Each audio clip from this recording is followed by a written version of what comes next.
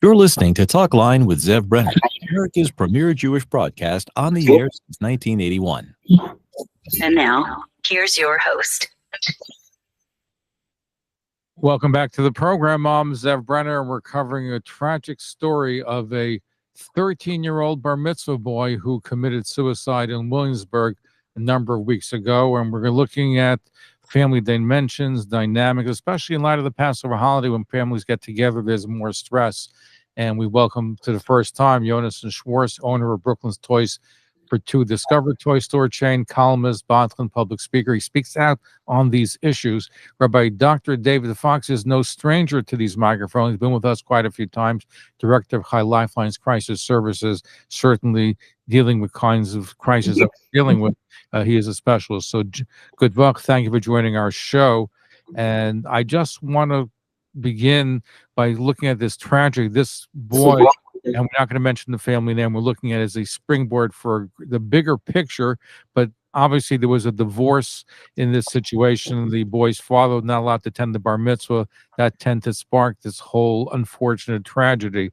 So, Rabbi Dr. Fox, how prevalent is suicide in our community? I'm hearing stories which don't get really reported much, that there are situations where suicides do take place in our community. Yes, it's tragic. And by the way, good luck to you and Rabbi Schwartz. Thank you for inviting me to join the broadcast. This is horribly on the rise in the Orthodox and also in the Hasidic Orthodox community. And we're seeing this worldwide in communities literally across the globe. There are typically youngsters in their adolescence. It's not quite as common to see children who are younger, but there's no doubt that the statistics have shown a very, very atrocious uptick in people who engage in self-harm, and sometimes the ultimate self-harm in the religious Jewish community. Terrible tragedy. Let me turn to Yonasan, because you are a Badchan at night. You make people happy, get involved in weddings, but you've also been speaking out about the listen, there's a tremendous tragedy going on, divorce. There's a tug of war with parents over children. This is a result of a tug of war. So from your perspective, what exactly is going on? And I know you're speaking out about it, so I want to hear directly from you. Thank you for joining us. Thank you, Zev, and thank you, Rabbi. I don't want to comment on this particular story before. I don't want to jump to conclusions why this happened, and it's just would be unfair for the family to say conclusions exactly what happened.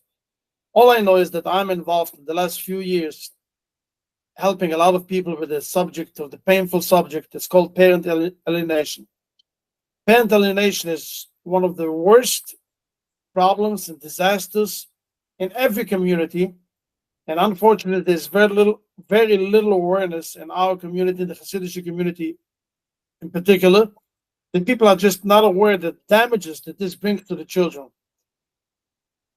When people have a war, husband and wife don't get along, never, ever get the kids involved. This is the worst thing for the child. It leaves an effect for his entire life. I don't know if you saw what happened on Friday. There's a guy who was close to 4 years old. He came out with a whole monologue, writing exactly what happened with him 25 years ago and 30 years ago when he was a little kid. And he recounts everything what happened and what a terrible effect that has on him until today, that he's depressed and he's divorced again. And it brings him tremendous nightmares. All of the wars that was going on between his parents. And it happens to be, in many cases that I'm involved, both parents, father and mother, are nice people. But so many times we say, unfortunately, two nice people should have never met in the first place.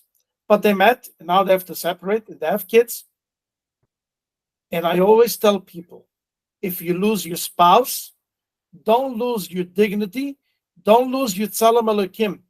Don't forget, you're a mensch, and continue to be a mensch, and your child will look at you if you are poisoning him or not poisoning him. I don't know how long I have this stage, but I'm just going to give you one more point, a very important point. What does it mean, an alienating parent? Alienating parent means that that parent, father or mother, says to the child, I'm the good parent, the other parent is the bad parent. And basically, that alienating parent has to take control over the child completely. So that particular parent not only alienates the child from the father or from the mother, just from all of their surroundings, grandfather, grandmother, uncles, cousins, nephews, nieces, school teachers, everything. And they don't understand what a tremendous, terrible effect this has on this entire child. In the professional world, it's called a conflict of loyalty. The child feels that suddenly he has to be loyal to one parent, and in order to be loyal to that parent, he has to be completely disloyal to the other parent. And that makes him crazy. It brings anxiety. And the statistics have shown that most of these kids that are going through this are suffering tremendous mental illnesses when they grow up. They suffer of sex addictions. They suffer of many other addictions, drug addictions, etc., etc., and it doesn't bring good to anyone. Materialistic love is not love. But this alienating parent is giving and giving, and I have a toy store, and I see it in my toy store on a daily basis. And children are coming in with the alienating parent, and they're giving him in the shower, and the kids hardly looks at the toy. It doesn't talk to him anymore. He got too much of it.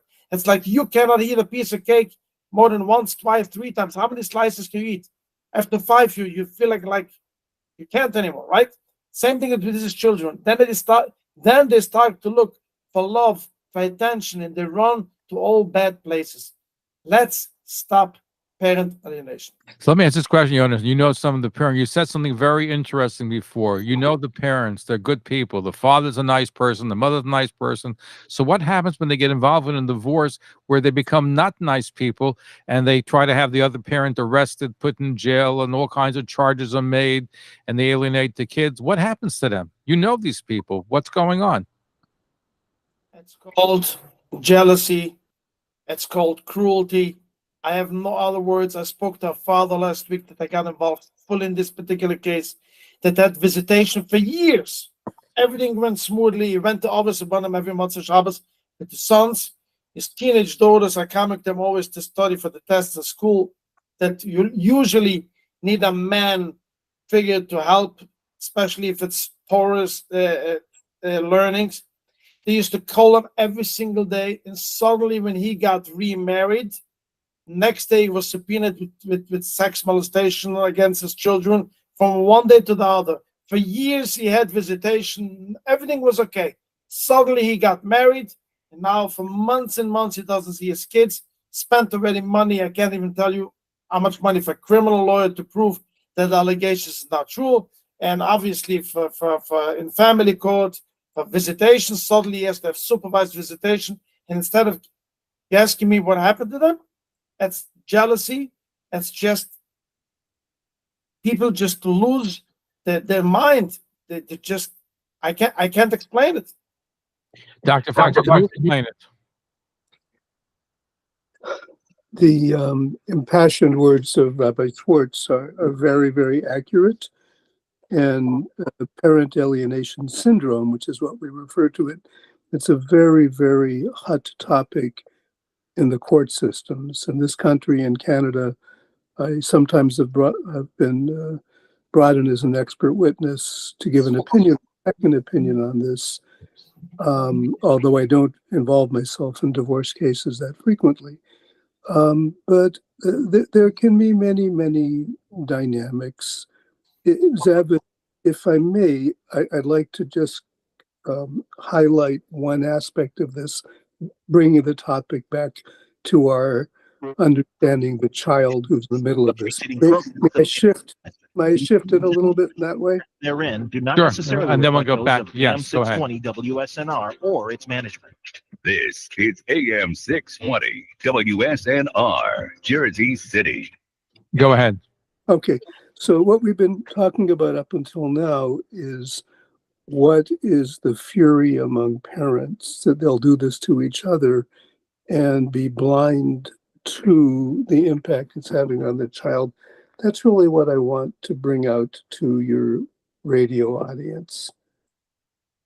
There are a number of factors which we believe contribute to the impulse or the urge to self-harm and chas v'sholem to kill oneself. There may be addiction issues, which Rabbi Schwartz brought up. There may be guilt and shame issues, which is part of trauma in the history of people who end up harming or killing themselves. There can be mental illnesses that seem to explain why people are driven to the brink and end their lives. But something that we're seeing much, much more frequently are young people, including children and teenagers, who explain in their suicide note, which is found after they're dead, why they did this. And I want you all to hear this, because this very, very much pertains to what tonight's tragic topic is about. What we're reading in the suicide notes are children who say that my life is hard enough, but when I have to absorb the stresses of other people and they expect me just to absorb and hold on to their secrets or to their angers or to their depressions, and they're things I don't need to hear about and I don't want to be part of, but I have taken in more than I can manage, and the only relief for me is to die. And I've seen this in suicide notes so many, many, many times. And we can have wonderful young people. I had a situation in another country, a 12th grader in let's call it a Haredi school, who was destined to be the valedictorian of the class, very popular, high functioning, headed off for higher Torah education. And the person was found hanging on a rope dead. And in the suicide note, what this fine young person said is that because I'm smart and because my life is in order, everyone turns to me with their problems. Adults, teachers, the rebbitzin, the rabbi, younger kids in the school. Everyone turns to me to think that I'm smart enough to counsel them and to hold on to their secrets. I can't take it any further.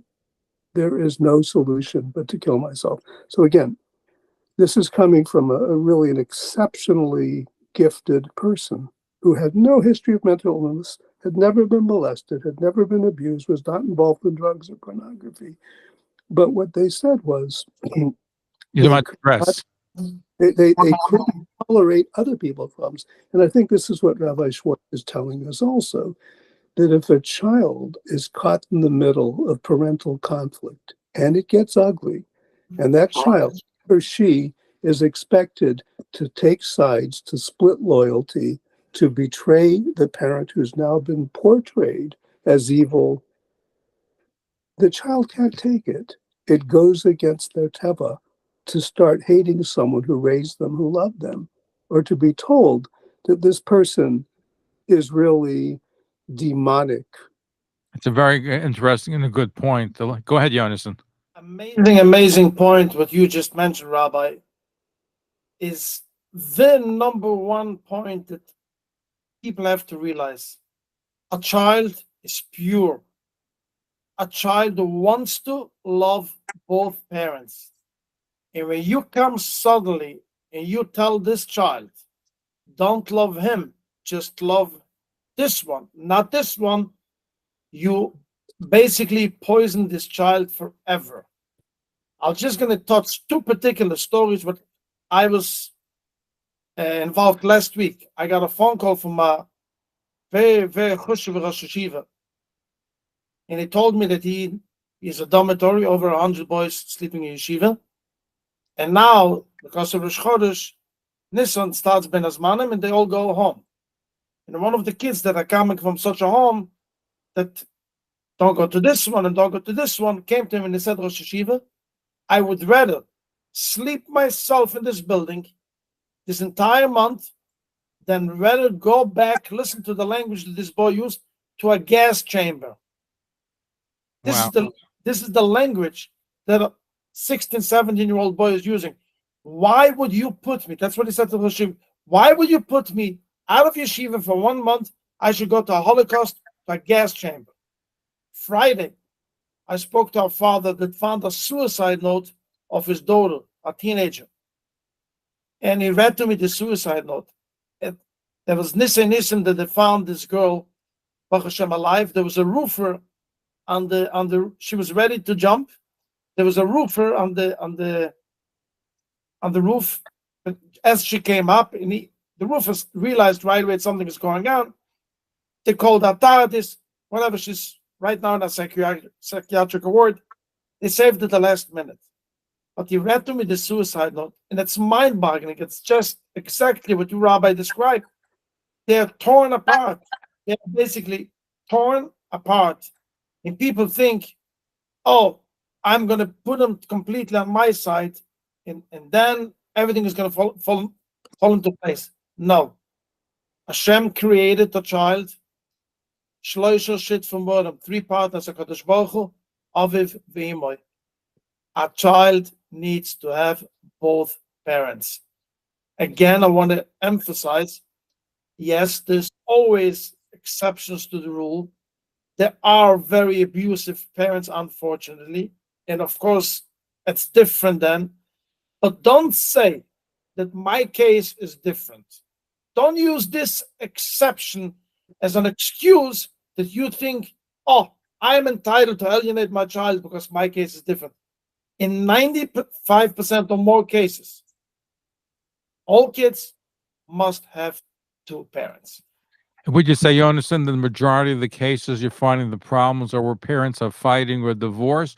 Or do you find that maybe the stress of large families, maybe yeshiva, conforming, etc., also plays a role? Or is it primarily, from your experience, dealing with feuding of parents?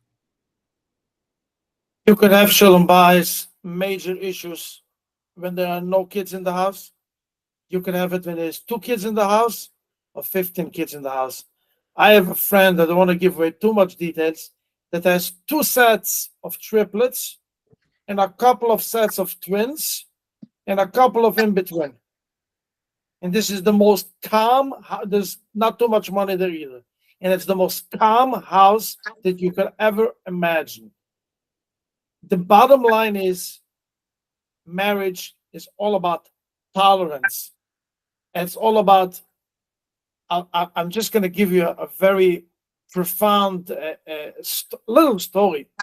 It's the guy who comes into a mechanic shop and he comes with a Rolls Royce and he wants to fix the antenna of his Rolls Royce. And he says, how much is it to fix the antenna?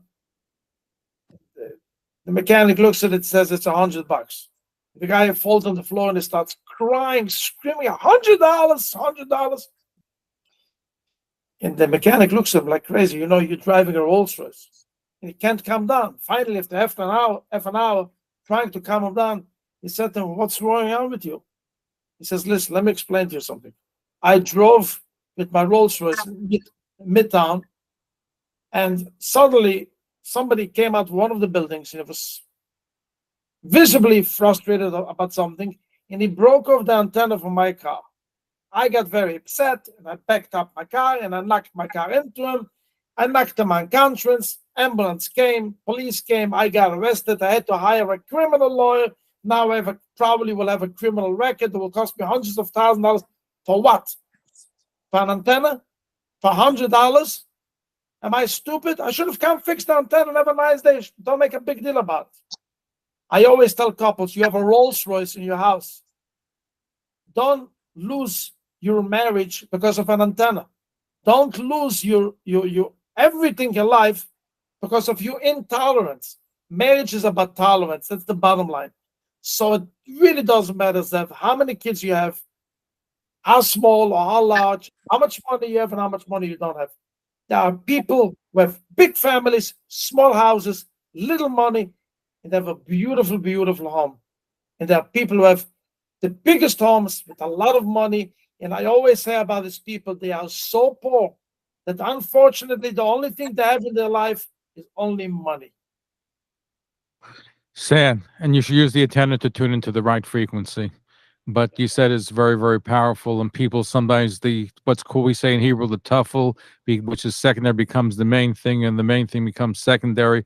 But Shalom Bayis, preserving the household, is the main goal, and a lot of people unfortunately fall short of that. Our guests are Yonasan Schwartz, owner of Brooklyn's Toys for Two Discover Toy Store chain, columnist, Badchan, public speaker, Rabbi Dr. David Fox, director of Lifeline's Crisis Services. We're going to be right back. Don't go away. Stay tuned. If you'd like to chime in our conversation, you can call us at 212-769-1925. We're looking at we use as a springboard of a suicidal bar mitzvah boy, which the paper said because the father wasn't invited to bar mitzvah. We're looking at the bigger picture of some of the problems that are indicative of today's religious homes. It's true of society. It's a changing world. A lot of the pressures of the outside world have permeated the religious world as well. If you have any comments, if you yourself have experienced this kind of situation, we'd love to hear from you. 212-769-1925. If you want to email us, zev@talklinenetwork.com, zev@talklinenetwork.com. Email is a wonderful way to have some of your questions answered. We're going to be right back. Don't go away. Stay tuned. And a program note, Alan Dershowitz will join us tonight, 9 o'clock, WOR 710 a.m., WNEW 102.7 FM, talklinenetwork.com. And he's going to take the Cardozo Law School to tax. He's telling people should not support them, not give money to YU's University's Cardozo Law School. He'll also talk about his defense of Shlomo Kalbach and one scenario where he will defend the leader of Hamas, Sinar. You don't want to miss our special broadcast with Alan Dershowitz. We'll be right back. Ace is the place with the helpful hardware, folks. Pesach is right around the corner at Ace Corner Hardware at 2266 Nostrand Avenue, between Avenues H and I in Brooklyn. Ace has everything you need for Pesach, from cooking to koshering to organizers, shelf liners to sink inserts of all shapes and sizes, and so much more. Make sure you check out their extensive cleaning supplies, mops, brooms, and again, so much more. Ace Corner Hardware, located at 2266 Nostrand Avenue, between Avenues H and I in Brooklyn. Plenty of free parking, also available. Ace, the helpful place. Ace is the place with the helpful hardware, folks. See store for details. Must be an Ace Rewards member to receive instant savings. Available through the end of the month.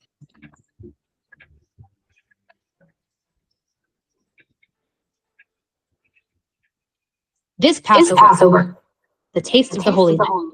Men and women just love Evan Zahav's super smooth and soft arak, the Israeli rum. The Evan Zahav brandy VSOP in a special gift box, and the premium Evan Zahav Goldstone Grand Reserve brandy represents superb Israeli distilling traditions and the finest natural spirits in oak barrels ever made. Jewish women work really hard this time of year and are the anchor of the home. What better way to show appreciation than with these exceptional drinks from Israel? If you're looking for other great choices for Pesach, consider Etienne Francaise VSOP Armagnac with subtle hints of spices, Etienne Francaise VSOP Cognac, aged for a minimum of 4 years in oak casks, or Etienne Francaise XO Cognac, aged for a minimum of 10 years in oak casks. The Cumba Chileana collection are the best kosher mevishal wines from Chile. It's a big hit and has become a favorite wine for special occasions.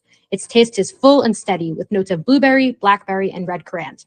You'll also love the Wild Goat mevishal wines from Argentina, a kosher for Pesach and all year round.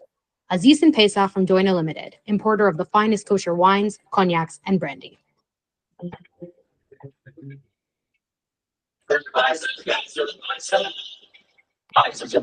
In a place where tradition meets luxury. The Sleepy Hollow Hotel in Terrytown, newly renovated, featuring its stunning exterior, beautiful rooms, and an inviting lobby, a stunning pool, and a spa, plus a shul and a mikveh right outside. And executive host is Menachem Weinstock. Savor the flavors of Pesach with Chef Shimmy. Fresh food that will delight your senses. Zoo rides, caricature arts, concert, Yom Tov show, carnival games, xylophone play. 201-777-0212. If you haven't made plans yet for Pesach, I invite you to join my family at Pesach Supreme for an unforgettable Pesach experience. Call them at 201-777-0212, 201-777-0212. Look forward to being with you over Yontif. So call that number.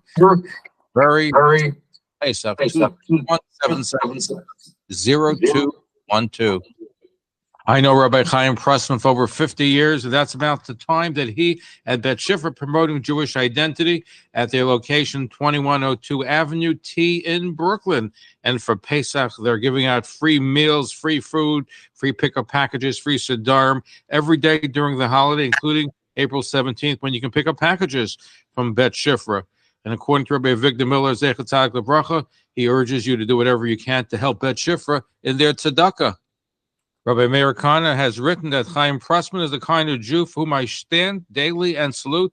I urge you to stand, salute them all, and write a check to Bet Shifra.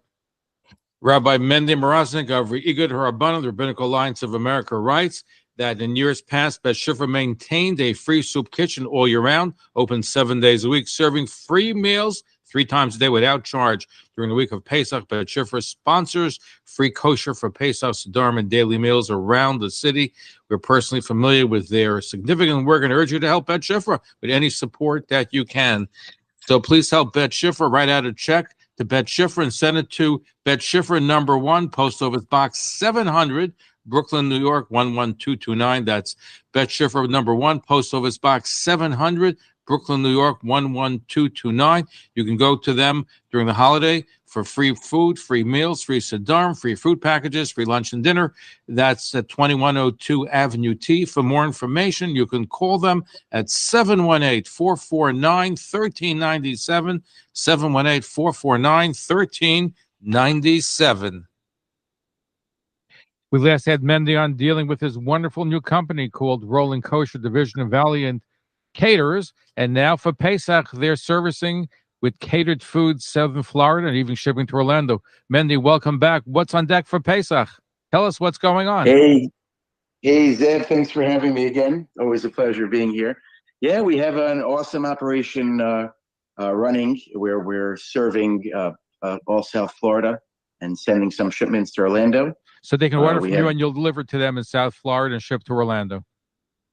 Absolutely. We have 2 to 3 kitchens that we're working out of. We're under the KM. We have some amazing chefs with us, the renowned Chef Pez. Things have been going fantastic. And we've only been making people extremely happy. You want great food, great service, delivered to your door? Call Mendy. How can they get a hold of you? You can actually check out our website, rollingkosher.com, or call 954-520-5139. Better to WhatsApp in your order. Give out the number one more time. Response. That's 954-520-5139. One more thing, Zev. We'll be serving delicious smoked meats, something everyone should take advantage of as long as it lasts. So take advantage of Valiant Caterers and Rolling Kosher for a wonderful Pesach in South Florida.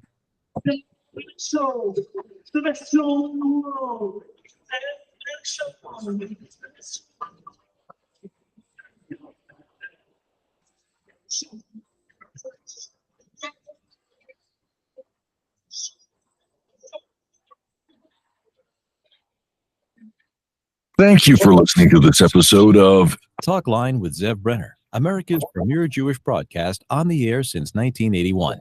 Please call us with your questions and comments at 212-769-1925. That's 212-769-1925. Or email us at zevbrenner@gmail.com.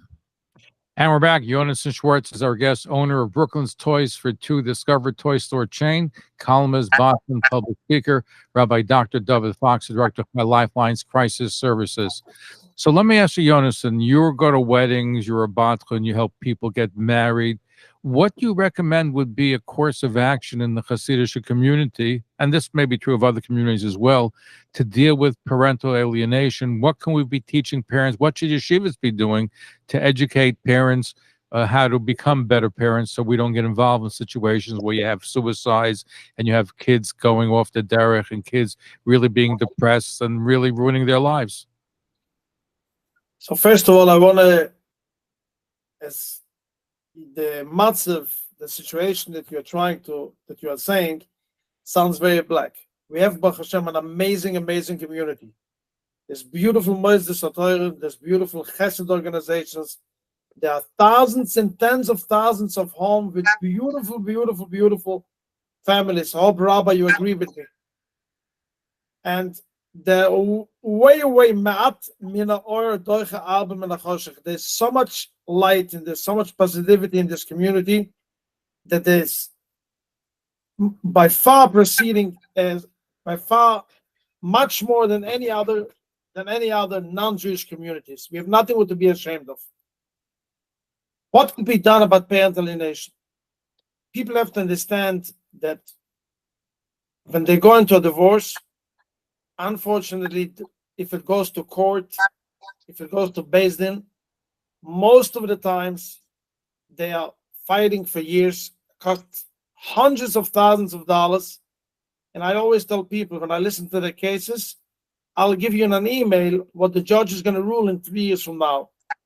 As honest as it sounds, I just got over here a message, and I'm going to read it to you. 2 years after I got separated, I made an agreement with my wife. The guy writes to me, I made an agreement with my wife, and all details were negotiated and agreed. The last minute, she pulled out and she decided she wants to go to court. So we went to court. We spent over $250,000 each, and after 2 years, the judge ruled the same thing that we agreed upon voluntarily 2 years ago. Rabbi, tell me if I'm right in most of cases. Oh, I do a lot of consultation in the Hasidic community, and I would underscore what Rabbi Schwartz has said. The majority of the couples who come to see me are very wholesome, loving couples. They're stable. They seek guidance on how to maintain a stable, loving home. And fortunately, the situations where there's ugly divorces going on, they are in the minority. I want to embellish, however, all of the excellent points Rabbi Schwartz is making. Firstly, we're talking about how to deal with the alienation. I think we have to look at prevention, meaning how do we do some healthy preemptive steps that might help prevent the incidence of divorce, although it is relatively small. And we've been looking for years. We've done a lot of collaborative studies, people in my field, looking at different possibilities. Of the many suggestions we make, one of them that might be helpful in the Hasidic community, which has not yet been implemented, would be that when couples get married, that they have a mentor couple to meet with them, meaning a healthy, well-adjusted couple who they look up to as mentors, with whom they can discuss the tensions and the conflicts which inevitably arise, especially in the first year or two of marriage, so that rather than she goes home to her parents, he abandons the family, they get the families rallying one against the other, and they go to the rabbanim and they go to their expensive attorneys. But rather than getting to that point, let's look for some proactive steps where couples can do some primary prevention, which means invariably there are arguments, there is machlokas, there's disagreements, there's disappointments, there's disillusionment about what marriage can provide for an individual. Let them have a mentoring couple who they both respect and whom they accept. They'll talk over the issues with in confidence. It doesn't have to be a therapist. It doesn't have to be a Rav. It doesn't have to be a Rebbitzin. But that's something. The second thing is prevention. We're very busy people. And from people, Orthodox, Yeshivish, Hasidish, we lead very, very busy lives. And the casualties too often are our children. We don't have time for them. The idea of mealtime among families, other than maybe Shabbos and Yom Tov, it's a forgotten art. It needs to be brought back. People go to the table to eat, they're on their phones. That needs to be barred from the dinner table. There are certain types of conversation which families need to have when they're bonding together at mealtime. And there are certain things they must avoid exposing the children to. Don't talk about bad news. Don't talk about politics. Don't talk about money. Don't talk about other people. Don't talk about illness. And definitely, parents should not be airing out their differences in the presence of the children.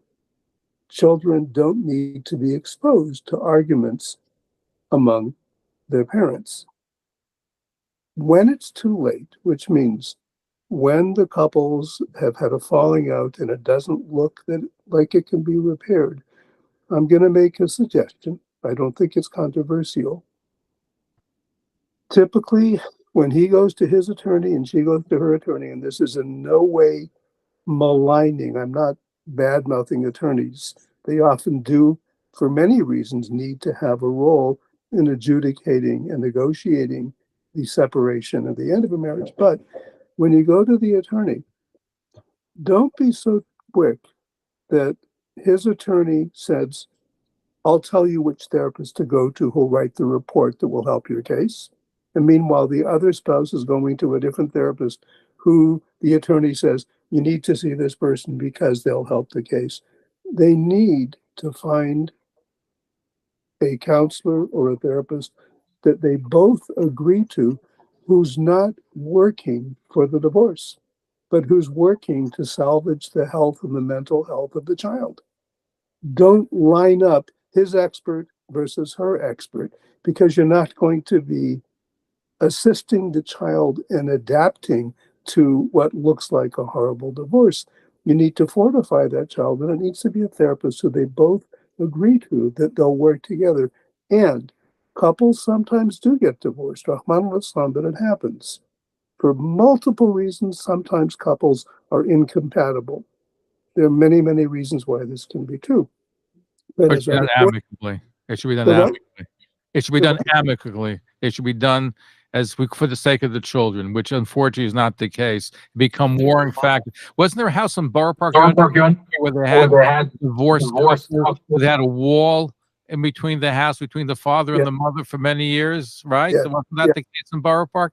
So let me ask you, Yonasan, what can be taught? And I heard what Rabbi Dr. Fox said. It's good practical suggestions with therapists and dealing with that. But shouldn't it be taught in the yeshivas? You have some influence. Shouldn't the yeshivas be teaching both boys and girls when they get married some of these basic principles? Because it's common sense, but yet people don't adhere to it.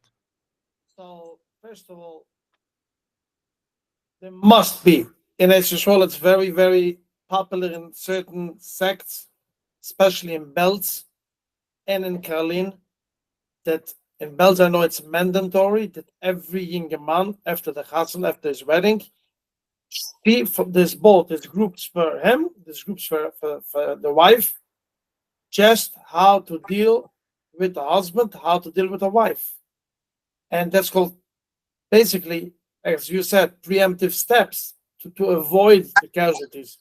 Exactly as you understand that you could take a book and read how to drive a truck, and you cannot take a truck and just go on the highway. You need to go on the truck with a teacher and with a licensed truck driver to give you the first few lessons how to drive a truck on the highway. And in the city, marriage is much harder than driving a truck. It's everyday different turns and different things happen, different weathers and different conditions. And the first 2 years, especially the first half a year to a year, must be guidance. Exactly as we have a chassan teacher and a college teacher, we have to have just teaching boys and girls shalom bayis, how to get along. And I think this has to become the next step, that every sect, every Hasidus should have such an organization. In Israel, it's called Time Shel Osher, which means a life of happiness. And I really believe man and woman, everybody wants to be happy, husband and wife. They just need the tools. And if you don't give them the tools, that creates problems. And we should give them the tools. I totally agree with you. We need to give them the tools. It's a basic problem that we're having is that, and by the way, you're right. The Hasidic life and the Jewish life and the Frum life is beautiful, but divorce has been growing. And let's be honest, the numbers today, I've heard some statistics, it's bigger than it was and it's bigger than it should be. And there's more problems because of that. And we're dealing with some of them right now. Not always it's a bad thing. Don't forget, people used to be in marriages and suffer for their entire lives and fight in front of the kids. I always tell people, shalom bayis, shalom can be two things. Shalom can be so many times, shalom, you make peace between two people. And shalom, unfortunately, so many times means to depart two people. So yes, there are more divorces. Not necessarily. Of course, you have to try to avoid every divorce as much as possible and try to bring a couple together, especially with their kids involved. But so many times, unfortunately, it's unavoidable because the kids see very, very bad things, and it's not a secret. Everyone knows, and I spoke already in public many times about it. I myself went through a divorce, and I tried very hard, and we tried very hard, and it should be avoidable. But again, the Torah gives us the solution of a divorce because so many times this is a solution. By the way, before I turn to Rabbi Fox, you mentioned the story about a Rosh Yeshiva, about a boy who didn't want to go home. What ended up happening when he went to the Rosh Yeshiva? He said, I don't want to go home. Did he end up going home, or was there intervention? So this Rosh Yeshiva is a very, very warm Rosh Yeshiva, and it's coming to some Pesach is coming to him. He's a fascinating Rosh Yeshiva. But let me tell you something else. This same Rosh Yeshiva called me up a couple of months ago about a boy that is in this yeshiva. I don't know if it's the same boy or a different boy, but also that comes from a divorced home. People should understand the effect that parental alienation has. And he tells me about a boy that went up on the table in yeshiva, over 100 boys, everybody is quiet. He has to say something. And he was standing right next to a boy that had a terrible stutter. He was stuttering. And he started in front of this boy. He said, everybody should understand, I want to tell you a very important story. And he started making fun of this stuttering boy in front of everybody. And obviously, I don't have to tell you what the stuttering boy felt. It was a terrible, terrible thing that happened. Of course, he had to be expelled from yeshiva. I was involved. The boy is back, and he realized that they made a mistake, and he gave a speech, apologized. That's not the point. The point is, when a child is poisoned, he has negative. Instead of getting love his entire life, he's getting hate. He brings out his hate in the most unbelievable ways. And if he doesn't bring it out as a bacher, he's going to bring it up when he gets married. And unfortunately, these children that are being alienated, unfortunately, history repeats itself and they're going through the divorces and addictions. And I can't even tell you. At the same time, children that have the message, we didn't get along, me and Tati, and not your business. You have a father, you have a mother. Let's respect everyone. Let's love everyone. If the child sees a message, we have differences, but respect each other, then this child actually learns from his challenges and he actually grows up to be a healthy boy. I hope, Rabbi, you agree with me on that. And I want you to comment, Rabbi Fox, also, are you seeing more kids coming to you with problems in the home, and whether it's drugs, whether it's off the derech, whether it's suicidal because of some of the issues we're discussing tonight? Yeah, I hope my voice is carrying now. I'll speak as loud as I can. I'm speaking to you from California, where we have mellow voices, so maybe it's not so loud. Is this coming through better now? I'm hearing you a little better. Okay, so I'll be as close as I can to the microphone. Look, globally and generally, we're seeing much more disturbance, unfortunately, in the religious world. Some of it is through environmental exposure. A lot of it is through internet access, and that's in the Hasidic community as well as in the non-Hasidic. Kids are getting tainted and poisoned. There's a lot of toxic influences out there. We do have our share. We do genetically have our share of instabilities. This is in the Ashkenazic gene pool, and sometimes that's what this is about. But yes, we're Is it about seeing depression too, or depression? Is it also about depression, or is depression caused by some of the factors we're talking about? the depression, by and large, is reactive to the stresses that inundate people today. There are biologically based mood disorders as well, and they are present significantly in Ashkenazi Jews from certain parts of Europe. But right now, we're not talking about someone who's got a biological issue. We're talking about the way that our young people are responding to the stresses which encroach on them, either from the environment or, as we began the broadcast, because of difficulties in the home. That's what we're talking about. Yes, we are seeing more of it. Baruch Hashem, we have a very significant increase of skilled and professionally trained Frum mental health professionals.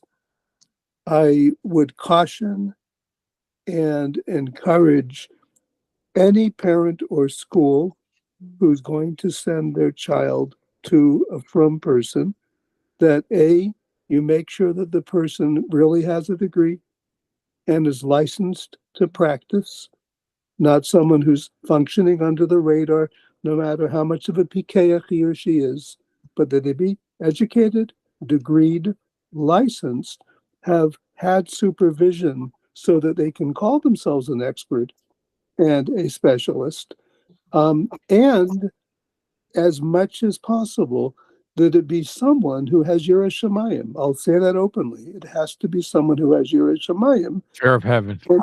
And fear of heaven, and who will bring this into the therapy, not to indoctrinate the child, not to preach to the person to be judgmental, but to make sure that their hashkafa, their goals, are appropriate goals. Because invariably, I'm a professor, I've been training doctors for more than 40 years.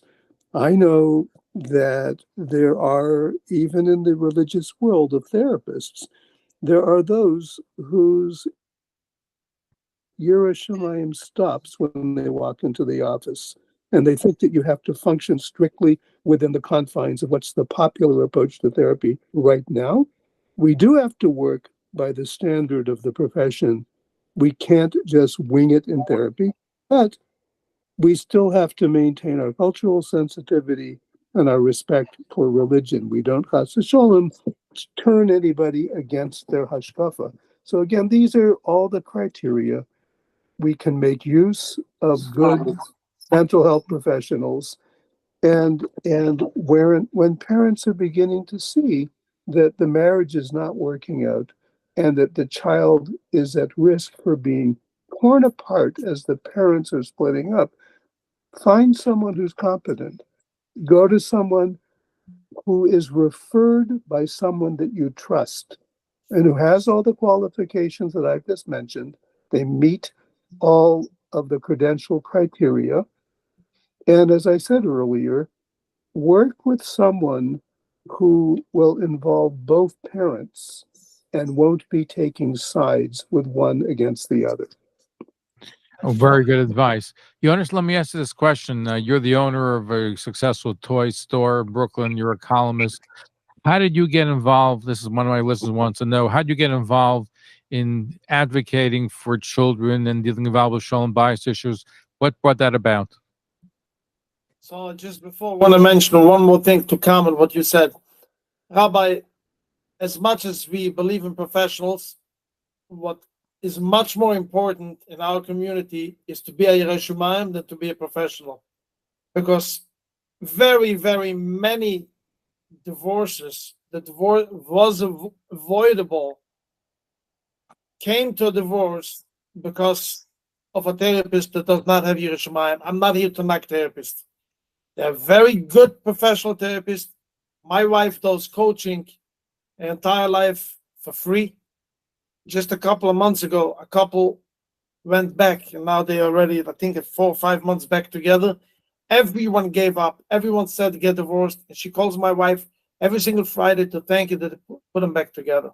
So Yiras Shamayim is much more important than professional, because unfortunately many professionals take the license because they're professionals that they could break apart families. And we have to be very careful about it.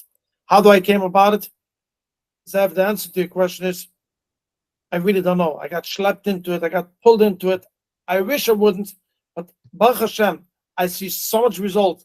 Last week I was at a wedding, Tuesday night, and my phone rang, and as soon as the lady told me, I want to discuss with you something, I put it on speakerphone next to a friend of mine. She identified herself, and she said that I want you to know, I listened to what you're saying about parental alienation, and I want you to know that I have committed the same crime. That's what she said. 6 years that my daughter is not talking to my ex-husband because I poisoned her. Please help me clean my daughter.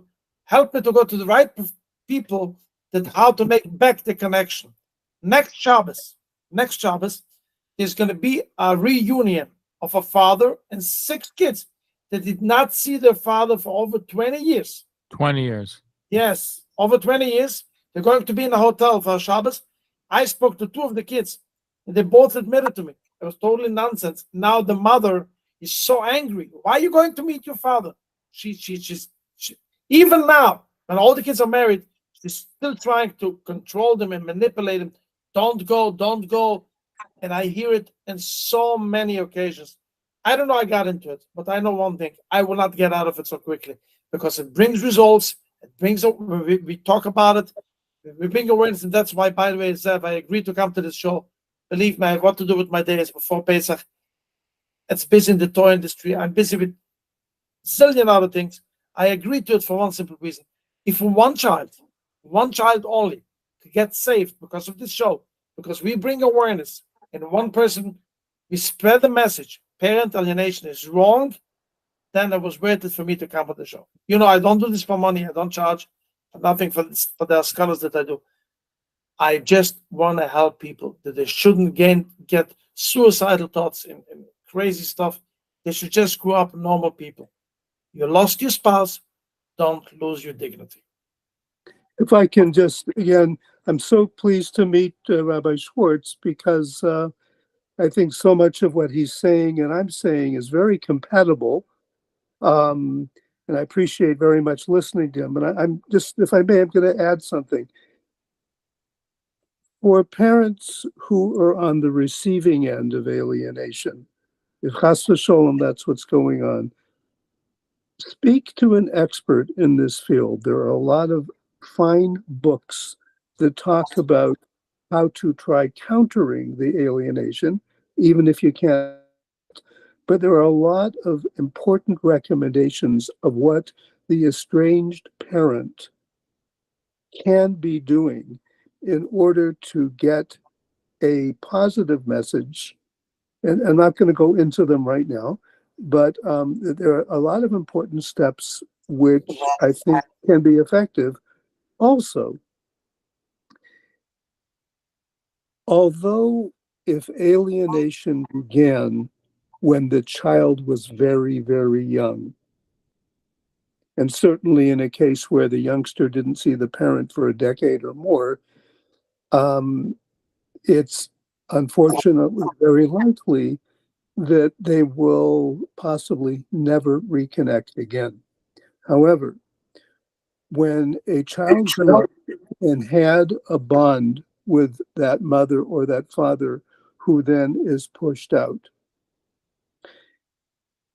the parent who will not speak ill, who will not speak negatively of the alienating parent, and whose messages, however they get through to the child, are ones of loving that child and caring about that child, and is not invoking guilt or trying to retaliate against the alienating one. A healthy child who's exposed to alienation, who's already grown up with some type of bond with the now estranged parent, what often happens is that as that child matures, they're going to have questions and they're going to want to seek out that parent and they'll want to reconnect with that parent.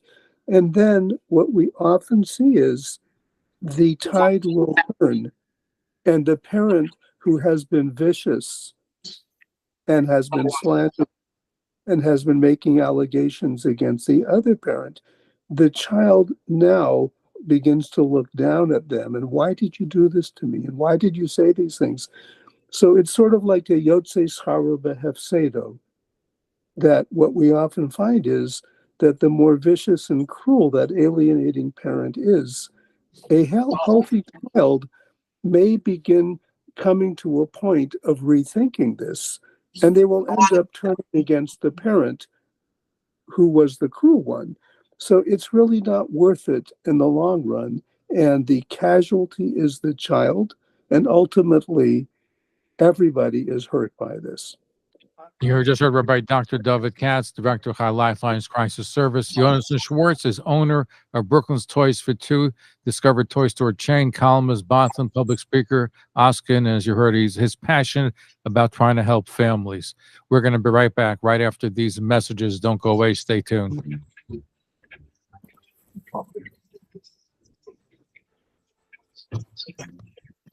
This Passover, support Israel with a taste of the Holy Land. Men and women just love Even Zahav super smooth and soft arak, the Israeli rum. The Even Zahav brandy VSOP in a special gift box, and the premium Even Zahav Goldstone Grand Reserve brandy represents superb Israeli distilling traditions and the finest natural spirits in oak barrels ever made. Jewish women work really hard this time of year and are the anchor of the home. What better way to show appreciation than with these exceptional drinks from Israel? If you're looking for other great choices for Pesach, consider Etienne Francaise VSOP Armagnac with subtle hints of spices, Etienne Francaise VSOP Cognac, aged for a minimum of 4 years in oak casks, or Etienne Francaise XO Cognac, aged for a minimum of 10 years in oak casks. The Cumba Chileana collection are the best kosher provincial wines from Chile. It's a big hit and has become a favorite wine for special occasions. Its taste is full and steady with notes of blueberry, blackberry, and red currant. You'll also love the Wild Goat Mevushal wines from Argentina, a kosher for Pesach and all year round. Aziz and Pesach from Doina Limited, importer of the finest kosher wines, cognacs, and brandy.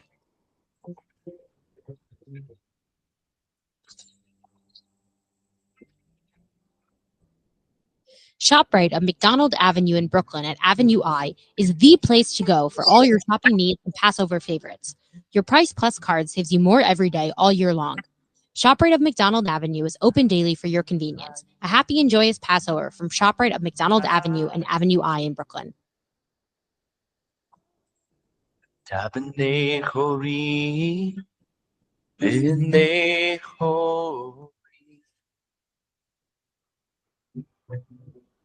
When it comes to Pesach, nothing but the best in quality and kashrus will do for your Seder and Yom Tov meals. For the last 60 years, Marvet Kosher Poultry has been providing the cleanest, finest, and tastiest chickens, turkeys, ducks, and Cornish hens for discriminating kosher consumers. Marvet also has the most kosher supervision, including the OU, MK, Isachdus, and COR as well. So, this Yom Tov, make sure Marvet is on your family's table. Available at the finest kosher supermarkets. The Chag Kosher V'Sameach from Marvet Poultry. Ancient tradition, today's taste.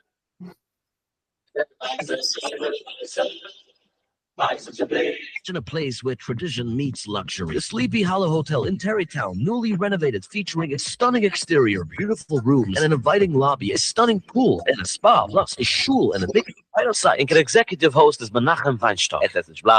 Savor the flavors of Pesach with Chef Shimmy. Fresh food that will delight your senses. Zoo rides, caricature arts, concerts, Yom Tov show, carnival games, xylophone play. 201-777-0212. If you haven't made plans yet for Pesach, I invite you to join my family at Pesach Supreme for an unforgettable Pesach experience. Call them at 201-777-0212, 201-777-0212. Look forward to being with you over Yontif. So call that number for a very Special Pesach, 201-777-0212. Ace is the place with the helpful hardware, folks. Pesach is right around the corner at Ace Corner Hardware at 2266 Nostrand Avenue, between Avenues H and I in Brooklyn. Ace has everything you need for Pesach, from cooking to koshering to organizers, shelf liners to sink inserts of all shapes and sizes, and so much more. Make sure you check out their extensive cleaning supplies, mops, brooms, and again, so much more. Ace Corner Hardware, located at 2266 Nostrand Avenue, between Avenues H and I in Brooklyn. Plenty of free parking, also available. Ace, the helpful place. Ace is the place with the helpful hardware, folks. See store for details. Must be an Ace Rewards member to receive instant savings. Available through the end of the month. And a program note, by the way, is 1 week from tonight, we have a group of Chabad rabbis who believe that Chabad is not strong enough in promoting the Rebbe as Mashiach. Also coming up before Pesach, Jonathan Pollard, the former spy living in Israel. Also, we have a special program where, every night we broadcast 8 o'clock at night, and of course, Motzei Shabbos here on WSNR 620 AM. During the week now, we have a group of parents that are not Orthodox, that are pro-Israel. The kids are coming back from college anti-Israel. They're actually workshops how parents should deal with their children at the Seder when the kids are anti-Israel. That'll be among our topic of discussion, so you don't want to miss that. You're listening to Talkline with Zev Brenner, America's premier Jewish broadcast, on the air since 1981. And now, here's your host. And we're back, our final stretch with Yonasan Schwartz, owner of Brooklyn's Toys for Two Discover Toy Store chain, columnist, Badchan public speaker. Askan, Rabbi Dr. David Katz is director of Lifeline's Crisis Services. So as we're closing out, let me begin first with you, Rabbi Dr. Fox. What can we teach parents for the Seder? Because usually holiday time is a time of stress. So briefly, what can we do to de-stress itself, to make it more acceptable, especially when you have warring parents and you have other family, extended family, that add to the tension? Okay. So I wish we had a simple formula for that. It is a stressful time.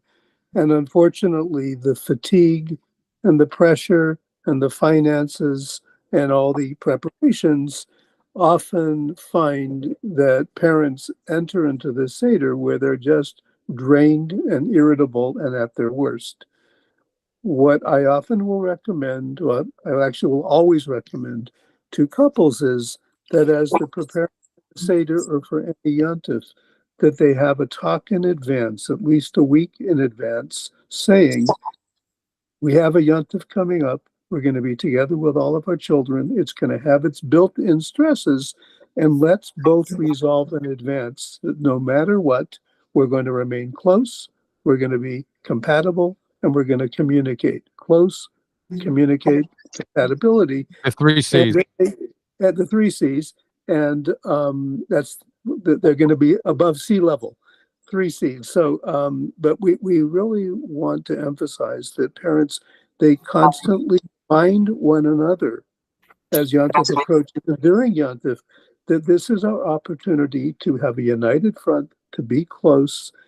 Any disagreements or arguments, not in front of the rest of the family, definitely not in front of the children, and that we constantly reinforce one another's efforts. If something's going wrong, if something's upsetting one of us, that the other one comes to their rescue and downplays it so that it doesn't infect the entire table. You might be stressing the situation. Let me turn to Jonas. We have a few moments left. Jonas, what do you recommend that families getting together that we can do to reduce the stress? Pesach is called Pesach because it's Pesach. I always tell people, when you scream, you hear. When you talk, you understand. Pesach is a time talking, relaxing. A lot of people, as much as we say, Shema b'nei misarevecha v'al titashto esamecha, you should continue the legacy, you should continue what you saw by your parents. It's all with one condition, that it does not bring stress to the house. Let me just tell you one example. I know the Vision Rebbe of Monsey was with his beloved name, Reb Motel Zechat Tzadik Levrocha. Once, nur ein Gemann, very, very Hasidic young man, and he forced him to go to a hotel for Pesach, which was Hasidim is, especially by visions of Hasidim, not too acceptable at all. And the mother forced him because he knew his wife is going through stress. He's going through some stress. The children go through some stress. And for this environment to be Pesach at home is not going to be a good memory for the kids. Just remember one thing. Most people, when they talk about their parents, they talk about the memories what they saw at the Pesach table by your parents, by your grandparents. Make sure it's a calm environment. It's a happy environment. Yes, it's nice to have all the chumras. It's nice to have all of these things. But remember, don't lose your anger. Don't lose just be relaxed. Chumras is very important. But remember, a mashi chumetz is a doraisa, but a mashi kas is also doraisa. Pesach, relax. If people want to get a hold of you, Yonasan, how can people get a hold of you? You don't want more people contact you. They'll find you, okay? And I have about 400 phone calls a day. It's more than enough. It's okay. Rabbi, Dr. David, how can people contact you in Chai Lifeline? Our crisis line is always available. It's 855-3-CRISIS, C-R-I-S, 855-3-CRISIS. And you call that line. It's staffed by trained interventionists with Yireh Shamayim. And if anyone would want to speak directly to me, then ask the person who answers to contact me. Rabbi Dr. David Fax, Director of Lifeline's Crisis Services, thank you for joining us. And I thank you, Yonasan Schwartz, who's, as you heard, is a businessman. He owns Brooklyn's Toys for Two, Discover Toy Store chain, columnist, Badchan, public speaker. Askan helps so many people on a regular basis. So we appreciate both you joining here with us. You have a wonderful Pesach, and I hope people take your advice. And if only one person changes because of our show, I know many people are listening and will listen to what you have to say. If you take it to heart, think about the children, just don't think about yourself. It's a level of selfishness where you only think about yourself. You have to think about the kids, and your actions could hurt them, not just for now, but for many years to come. So thank you for shedding light on, I think, a very important subject. Thank you. Shkoyach. Thank you. Nice to meet you. Nice to meet you. Be well. Okay, there you have it. Really, really important topic.